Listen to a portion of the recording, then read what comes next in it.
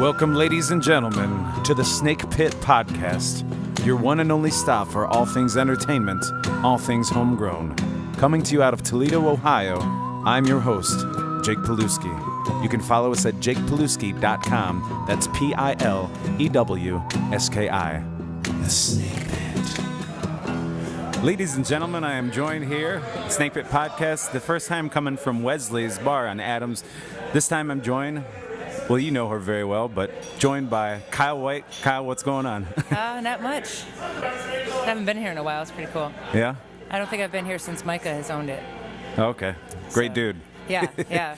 He was all about having the podcast here, so pretty thankful. Awesome. And he's got a lot of cool plans for the place, too. So. Yeah, I'm excited for that. So, most people know who you are in town listening, but those who don't, I'm sure you've seen Kyle once upon a time, if not many times, around town. Before we get into anything, how long have you been playing professionally? This year marks 20 years. 20 years, wow. 20 years. It's kind of dating me, but yeah. I mean, for all we know, you could have started, in the single digits, Yes. So it doesn't necessarily say anything. But no, people do know you, especially because of that, and you've been part of the great network that we have of Toledo musicians. I mean, you are technically even a veteran for the live music scene. I would say eventually, give it another 15, 20 years and you get the legend status of the Brilliant Maze in town. Yeah. But I hope to achieve that. So. Well, we're happy to have you here.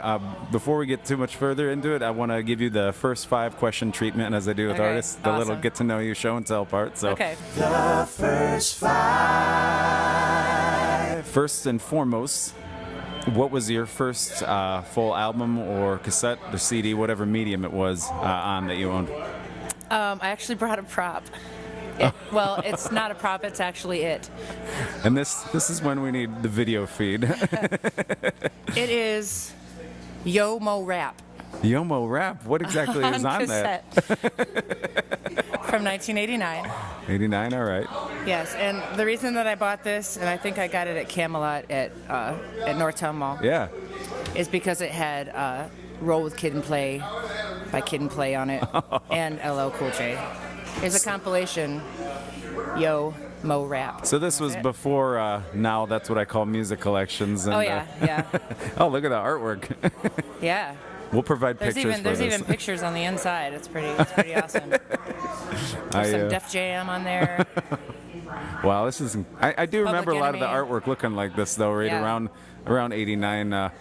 Similar to I that. couldn't find the other one. I also have Cool Mo D that had Wild Wild West on it. But then, like a little bit later, I got into it was probably like the same around age 14 that I couldn't find it. I wish I still had my Guns N' Roses Paradise City Ka-single. There you go. A Ka-single with Mr. Brownstone on one side and Paradise City on the other, and I used to jam that. Those are the days, though, getting rush into the store and get that cassette single, or the Ka-single, as you will. The Ka-single. But before that, you didn't really, I didn't need to buy it because I had my pink boombox with the double cassette tape, and you'd sit around and wait till your song came on the radio, and you'd tape it right off the radio. Yep. You just had to make sure that you got it fast enough at the beginning so you could get the whole song. And so many times I get ticked off because the DJ, would start talking over it, introducing the song. I'm like, shut up! I want to hear the intro. Yeah. Or you never heard the intro because of the DJ, so when the actual song would start from the beginning, you didn't realize it was a song until the lyrics hit, and you're like, oh, man. We'll go along with that then. What was your first concert experience? It's hard to pinpoint because I grew up in a bluegrass family, so I was always at live shows and, different festivals and at theaters and things like that. My first rock show, though, I was 16 and I was grounded, but my mom was at work and I snuck out of the house. My dad was there, but I waited on the front porch with my back to the door until, my boyfriend came and picked me up, and I darted and ran out there, and we went to see Billy Squier at Party in the Park. Oh, nice.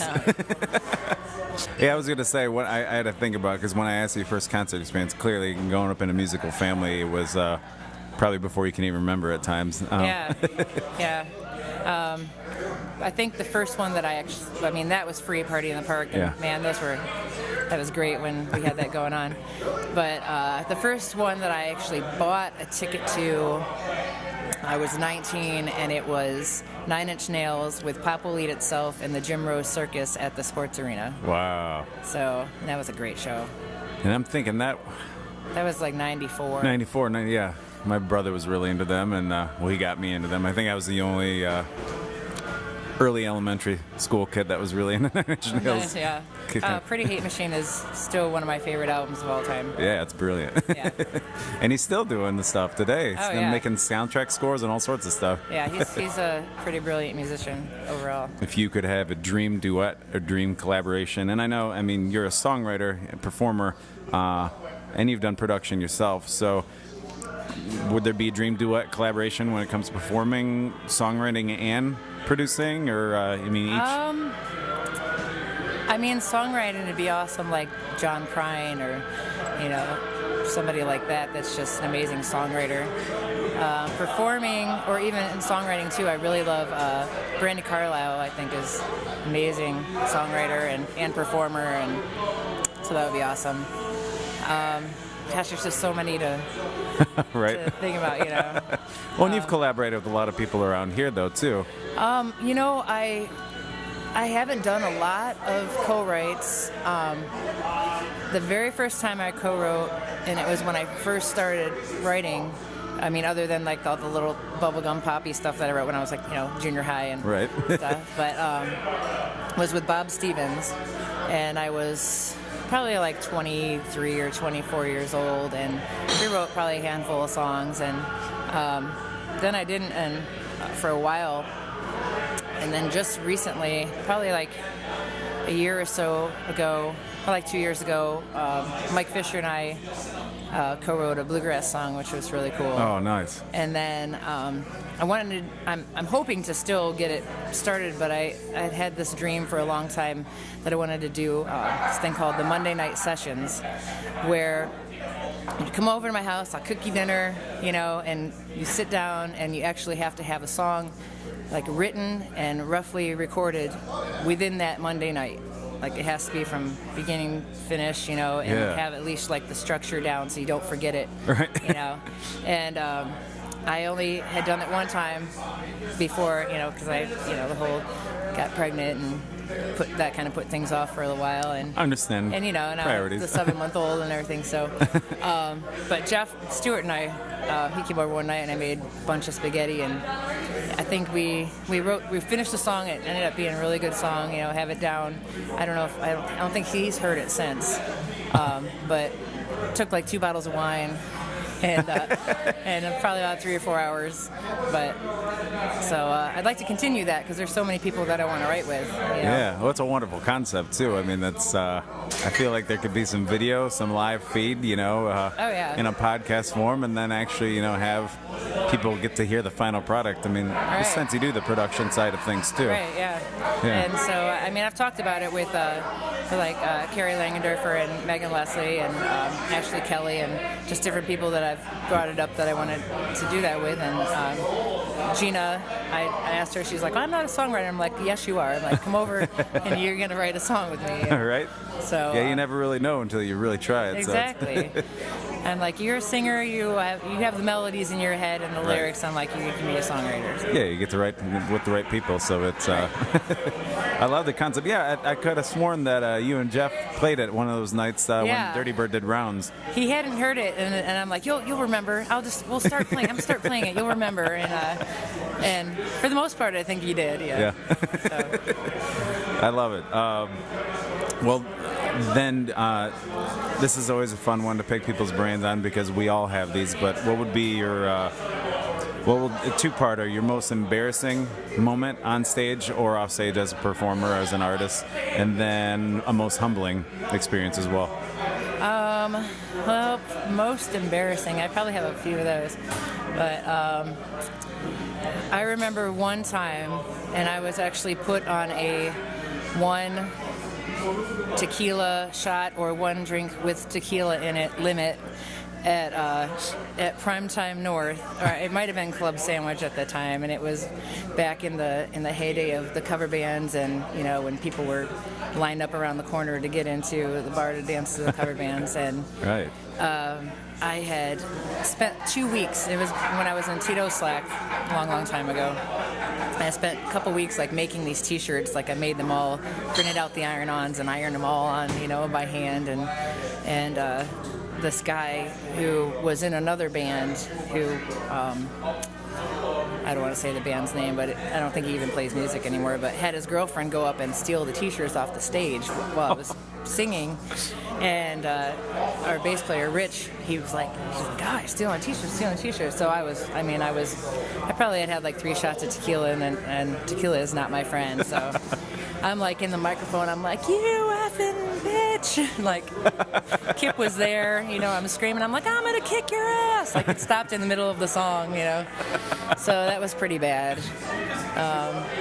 Another time I think was, and it's not really so much embarrassing as I kind of regret that, it happened that, this one I didn't really. It was the night I graduated from college, and John Borelli and I had an acoustic duo, and we played every Thursday night at the Dirty Bird, and it just so happened that we were playing the night that I graduated from college, and that was probably one of the only times that I should not have been trying to sing.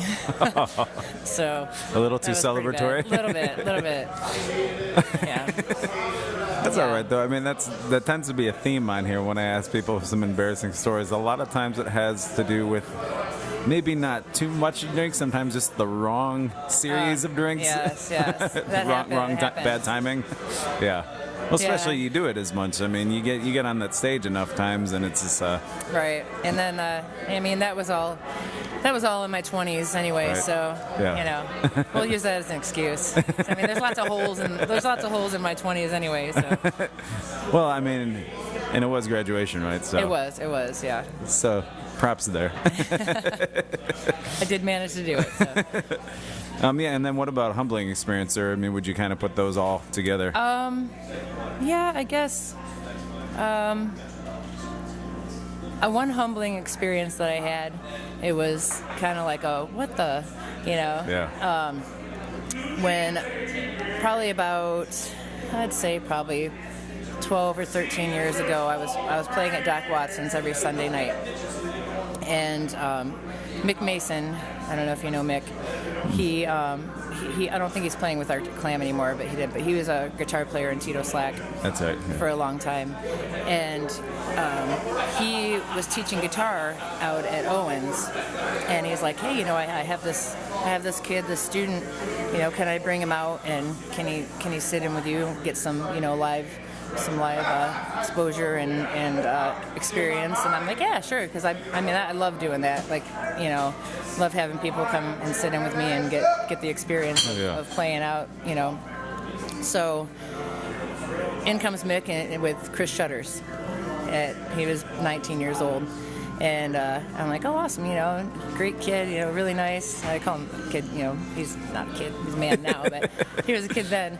But came in and pulled out this beautiful Gibson guitar, and I'm like, who the hell is this kid, Right. And then he got up there and he started playing, and I'm like, who the hell is this kid? And I was like, man, that was very humbling. Yeah. Yeah.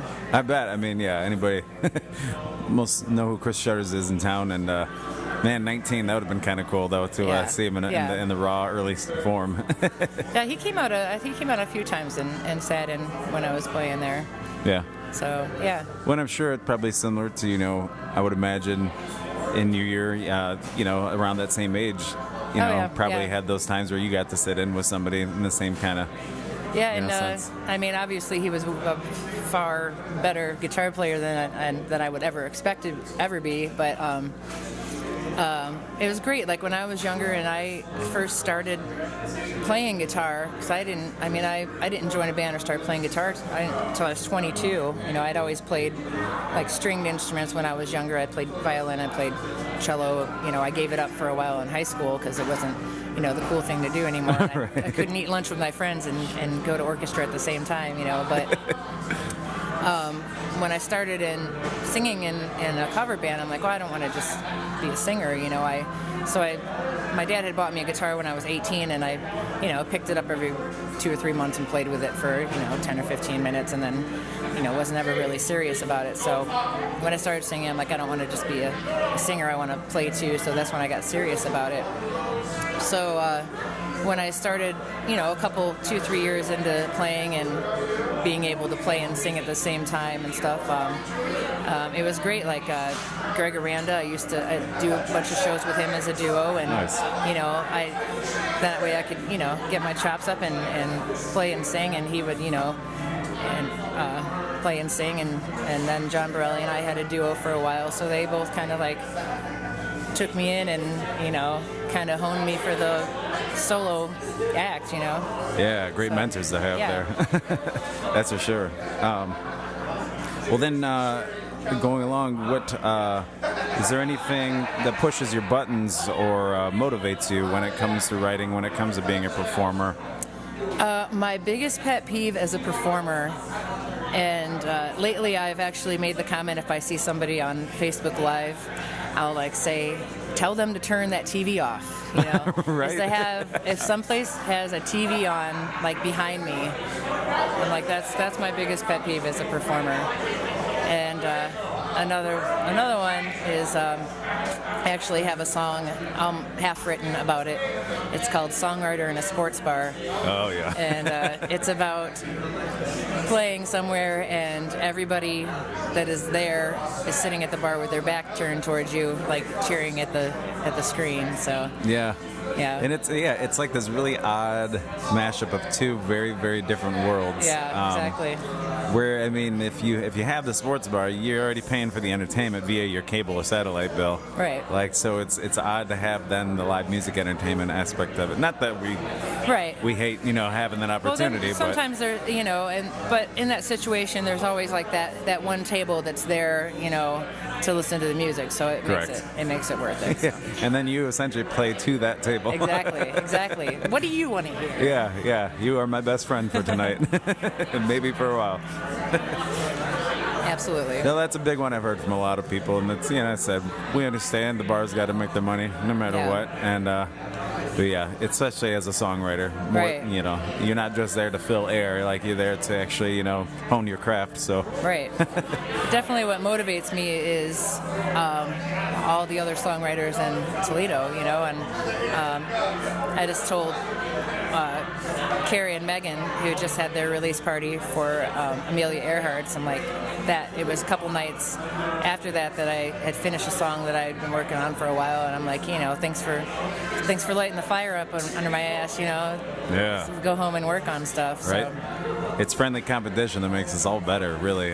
We just get motivated by each other. Yeah, it's just so amazing. There's so many really good songwriters, and it wasn't always like that, in Toledo. There were a handful of people that were doing original stuff, and there were very few singer-songwriters. If it was an original band, it was like a metal band, right? And punk, and punk. So it's kind of the era of the singer-songwriter right now in Toledo, and it's awesome. Yeah, and then they just keep coming out of the woodwork left and right. And I love seeing all the young bucks coming up, so it's nice. You are still a young buck. You can't say it like that. Yeah, In experience, your experience, but you still are. You still are the younger. Thank you. Sisterhood and brotherhood here, that's for sure. And ultimately, as a artist, it comes down more to how much you have left in the tank. That's I'll be keep on going. I'll be doing it till I die. So. Right. Well, that's what I want to ask you too. Is you have how many albums have you recorded now? Because I know you've had quite a bit of material over the years. I've done 2 full studio albums and a couple of EPs that I produced myself, years ago. And I probably have half of this new one written already. Well, half of songs, because I have probably another 20 songs half written. There you go. I have all these songs that I have a chorus and a verse and a bridge. Yeah. And I just need to sit down, and I need to have the discipline to actually sit down and okay, this is the night that I'm gonna be doing this one, or Yeah. So, but then I try to. I'm totally in Aries. Like I have everything. I have all these different projects started like all the time, and then it's like the follow through to actually finish it. Yeah. Yeah. I can attest to that. I'm not even in Aries. I think it's just a songwriter thing and the artist thing. I mean, it's the more and more you take on, and every time you get free time, and especially for you because now being a new mother, I mean that's I can't even imagine. I feel like I don't have the time, and I have only got 2 cats to worry about. So. Right. Yes, that's what it comes to, like the Monday night sessions. It has to be with, if you can come over and work at like 10 p.m. until 1. Yeah. Because he goes to bed about 10. Right. Yeah. Unless you want to hang, he can be up and hang out, when I cook dinner and everything. You're just going to have to go upstairs and play with all the instruments while I'm feeding him and putting him in bed. Right. And I'll be back up. Get queued up. So what is have you done all of the production on all of your work? On this one, yeah. On this one, okay. Yeah. Okay. The last 2 I did out at Happy Land Studio, which is not in existence anymore. That was E.J. Wells. I think that they sold their farm and he had the cool studio in the building out there, and I think he sold like a bunch of his equipment off and everything. And Chuck Mock at Happy Hands. Now he started recording with EJ out there and doing the drum. He did all the drum tracks on both of mine, and so I'm gonna do this. One of the things I've always wanted to do is like the whole album production, everything. So. Which is cool if you can do that, because it's trying to explain it to somebody. I mean, the other day is like if you can really take the time to learn production to the point that you want to get to where you're hearing it. Right. You're saving some money. I mean, it's time definitely. Right. But it's no different than when you write a song, you almost can hear how you want it to sound, and so when you can actually completely paint that picture and pick your canvas and everything, that's and the whole creative freedom of it. So. Yeah, and then when you're not. We've run into this before, I mean, in the past with different bands, playing in different bands, and I'm sure you did before. You pay for a certain block of time, right. And now you got this pressure that I gotta, bubble up all my creativity and fit into the 3 hours because I can't afford 10 more hours on top of this last 3 hours of a session. So that's the beautiful thing of having the studio on the 3rd floor is, whenever it hits me, I can go up and work, Absolutely. Yeah. And be a mother. And it's a great space too. So. Yeah. Yeah. So that's where the Monday night sessions. Monday night sessions, and then the album will be called "Songs from the 3rd Floor." There you go. It'll be another thing to get out there for charity, with Acoustics for Autism. I still want to do the River song CD too. I've been meaning to send out the message because I knew it wasn't going to be till after the holidays and everything. That was just the idea that I was getting out there. So Sonny actually already sent me Ryan Roth's song about the river. So cool. When she sent me his for the Acoustics for Autism CD. Awesome. Which, man, that was a labor of love because I love the cause and I love Nicole, and I did about 3 weeks work in 3 days. I was just gonna say, by the time I read all the messages and I missed the deadline, and I was like, all right, well, I'll make up for it.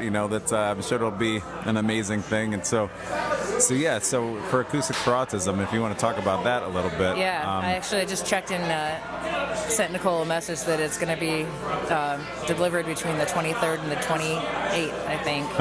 So yeah, I had to collect everybody's music, collect everybody's agreements. I designed the whole CD, packaging, and doing all that. The grind of the artwork on the computer is tedious. Yeah, so I do know that. So I did that in 3 days. Wow. Yeah. It was late nights, yeah.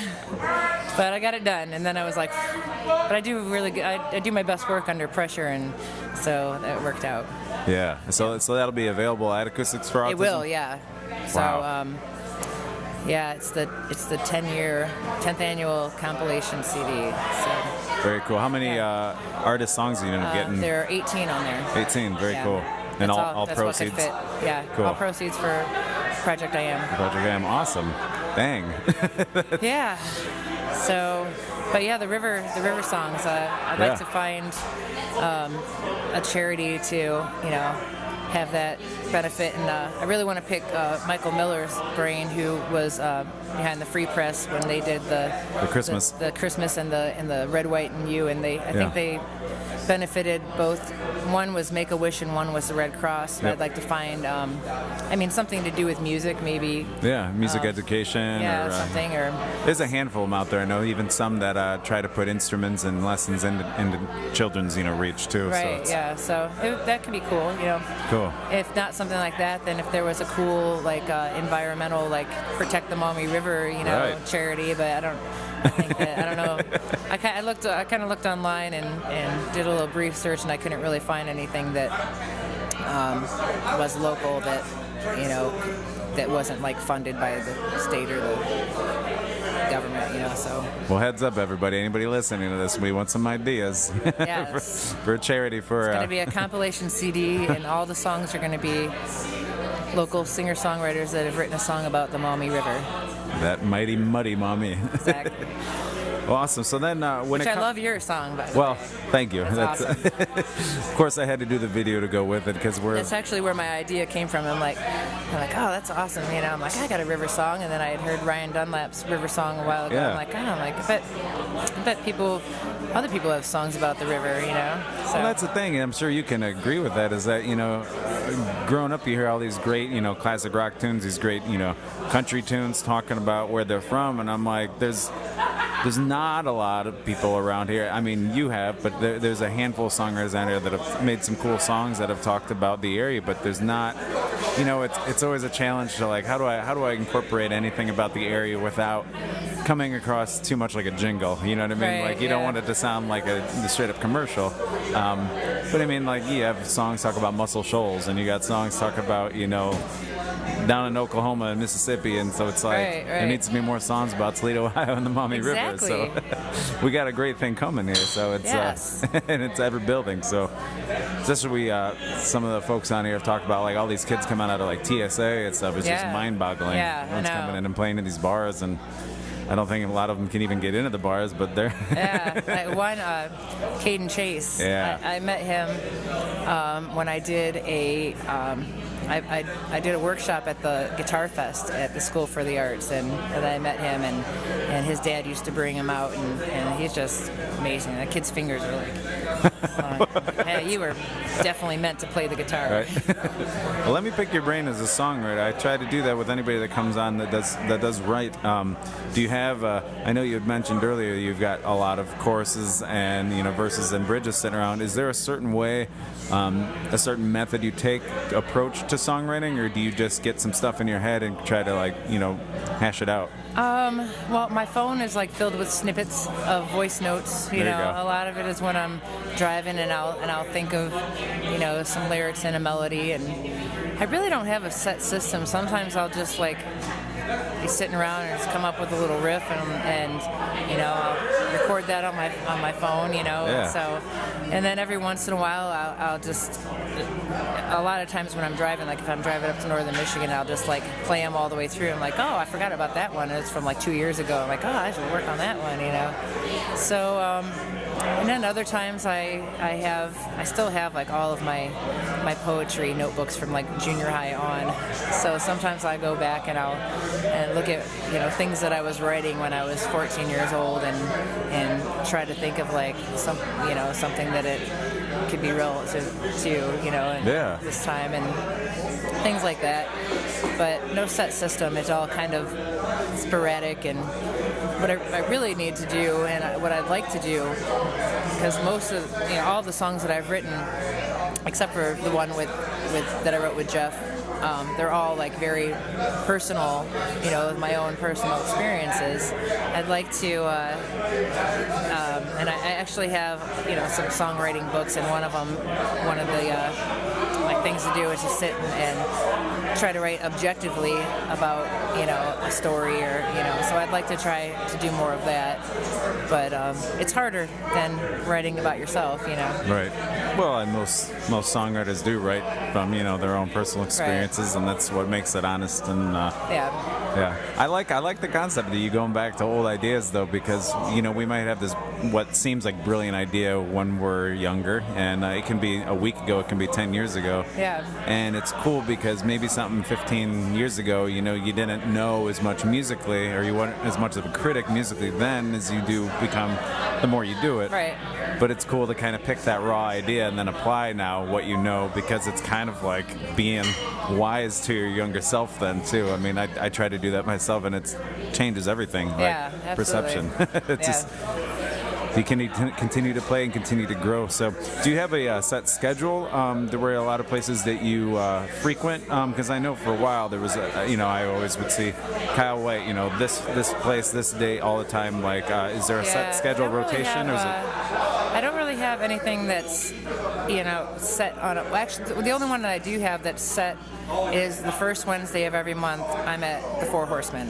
Okay. So that's always. But I play a lot of places monthly, but they're not always on the same, weekend or. Right. So it could be, the first Friday of one month and then like the third Friday of another month. So. Gotcha.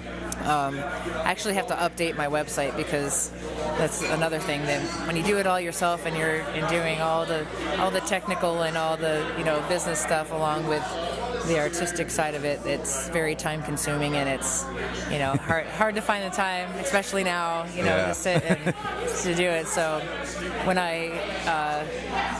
the website's a little bit harder because I don't have like a calendar on there. I just kind of I don't have like a calendar widget, which I don't know why I don't, because I should have it imported all throughout different sites. But I usually have everything 2 or 3 months out on Reverb Nation, because if I get an hour, I can sit there and put those all in, because it's a form that you put it all in, so it's a lot easier. Yeah, cool. So I think I have that updated through, minus a couple of things that I probably recently booked. I think I have that updated through like April or May.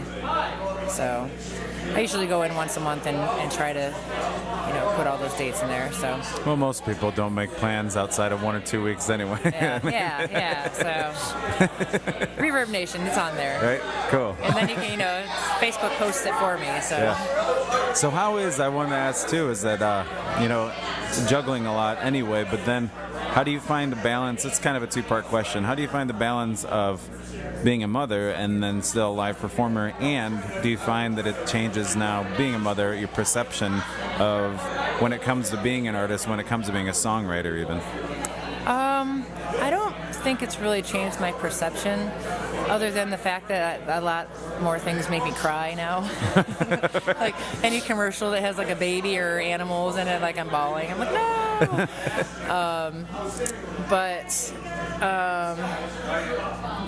The only thing that's really changed is I can't just get up and go, to my gig. I have to plan, and drop the baby off at my mom or my sister's. And, before I would always go out and see I don't see anybody anymore, because I would always go out after an early gig and see people. But now I want to go home and snuggle with him. And, right.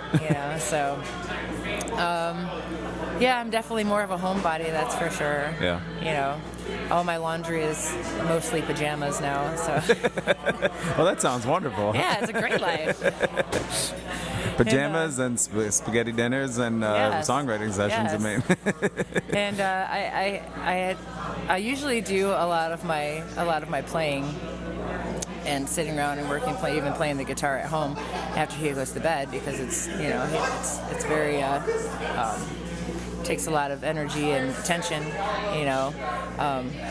so I don't have a lot of time to sit around and do that until he goes to bed. But the other day I got out the guitar, just a little one I have, and I played Craig the new song that I just finished, and Case was sitting in his high chair there, and he was and he's 7 months old now, so he wasn't really, he's always been very attentive and very interested in everything, but he was just like head turned and was very, very interested in the guitar, like watching both my hands like very intently and listening. And I'm like, oh, this is my little Martin. I'm like, oh, this is the one that you're gonna learn on, so it's right. kid size. So he's a big fan of the music so far? He is, yeah. Cool. It's crazy because when I was pregnant with him, my guitar vibrated him the whole time because it was right up against him, and right. there are certain songs that he would just start kicking, and one of them was "Suspicious Minds" by Elvis. And I'm like, well, this kid either really hates Elvis or his kid really likes Elvis. So, well, is that one of Elvis' groovier tunes? So, I mean, he is probably dancing. Yeah. I'd like to think so. Yeah, I think it was Vegas Elvis. Yeah. So then, I just want to ask, what are your, immediate plans as a, singer, songwriter, producer, and obviously with the album you're working on, Right. and then what are your long-term plans? What, I guess first, immediate, what would be, do you have any kind of... Immediate plans would be to finish, writing this before, and I record as I write also, so I always get, like, when I finish a song, I get the scratch done for everything so that I can just, go back for the production side and throw things in and figure out what I want, who I want to play, and, so I'd like to get that done. I'm thinking, and I actually wanted to, pick everybody's brain, so I'll probably send out messages on Facebook to people who have done, like, crowdsourcing and find out their experiences with it, and, because I know there's a few of them out there, and I would just want it for just the, the pressing, since I'm doing, or, to pay somebody to come, in on a session, so yeah, and then long term, I mean, I know I'm gonna just keep writing. I can't not write because that's my outlet, and so it's kind of, I don't know, it's always been in my blood. My grandmother was a songwriter, my dad was a songwriter, my grandfather was a songwriter, So actually on this album that I'm doing, I'm recording 2 of my dad's songs also. Oh, cool. Yeah, so it's kind of a legacy for him. He passed away last July. Right. So I'm really thankful that I have, so many recordings of his and my grandfather's, and that I have those songs that I can record of his. Yeah, that's that's got to be. I have my sisters come in and sing them with me. So. Oh, cool. Yeah. That alone, I mean, that's rich, and that's that's success, in a nutshell, right there. Yeah. I mean, to its fullest. I like it. I think so. Well, then, I always, before I let you go, and I always pick, especially somebody like you, I want to pick your brain because you've played out, I feel like I've played a lot, and then I look at, someone like you, someone like Jeff Stewart that have been playing, for years and years, and doing it, in and out, like night in, night out, and as we said, there's a lot of young bucks coming up, and always, and because music is more and more accessible now, and it's the education's out there now, and it's just more and more people want to be rock stars, which is wonderful. So, and right. It's great for Toledo. So, what kind of advice would you give to anyone up and coming, trying to get into it, or anyone that have already got into it but kind of just want to see where to go next? I actually just got a Facebook message from somebody that I had played an event for. And he said that he had this kid that kid. Well, everybody's a kid now. But this kid who plays guitar and sings and songwriter, and wanted my advice on how to start breaking into the music scene in Toledo and playing places. And I told him same thing I would tell everybody, like go out to the open mics, meet your the other musicians in the city, sit in, if you play an open mic and you're good, and the bar might hire you for a gig then, and get to know the other musicians and start with that and have camaraderie, and that's the best way to do it, because I mean we have an amazing music scene and everybody is very uplifting of everybody else, and it's great, especially all the venues, because there's so many places to play, there's so many people to play that are great, and everybody throws gigs to everybody else that they can't do, and so yeah, definitely the open mics, because there's one almost every night of the week at different places, and it's a good way to break into it and to meet other musicians and to for the venues to see you. So. And as you said earlier, a lot of times it's your way then to meet someone that's young and up and coming that maybe then they get to sit in with you and you get that mentorship that you got with other people over the years. So it's. I used to love Claire Cooper used to come and sit in with me all the time, you know, and I know her mom, and I told her all the time, I come sit with me at my first full-length album CD release party I had. I think Claire was 16 and I had her come and open. So, you know, and I love that. I love being able to be a part of, you know, having them out there and playing. So it's probably a big reason as to why the Toledo music scene is so strong and continues to get stronger and stronger, is that that becomes very contagious, you know, that mindset. It's important, you know, it's important to nurture that. Yeah. Well, I look forward to putting this River album together with you, of course. That's, we need a charity. Yep. So charities, I mean, listen up, comment on this once we post it. And I want to thank you for being on the Snakepit podcast. The first time here from Wesley's. Tell everybody, you know, I know we can get you on iTunes. I know that's one of the most accessible, but tell everybody else where we can follow your shows or we can get your music. KyleWhiteMusic.com, and I will update it. At least month to month. Right, month to month. And on Reverb Nation on my Facebook page, I think if you just Google Kyle White, something comes up. Yeah. Something. Kyle White Toledo. Yeah. Well, cool. Kyle, thank you for being here. Thanks for having me. Keep doing what you're doing. I look forward to working with you now. Yeah, awesome. It's going to be fun. You got to come over for a Monday night session. Hey, I'm down with that for sure. It just can't be a podcast Monday. Right. Cool. Thanks for being here. I don't know. How late do you go on the podcast? Typically 8 or 9. Depends on how many I do. So it's not too bad. Monday night session start at 10. Yeah. I dig it. No spaghetti after 10 o'clock. No. All right. Thank you. Thanks, You can follow us at jakepilewski.com. That's Pilewski. The Snake Pit.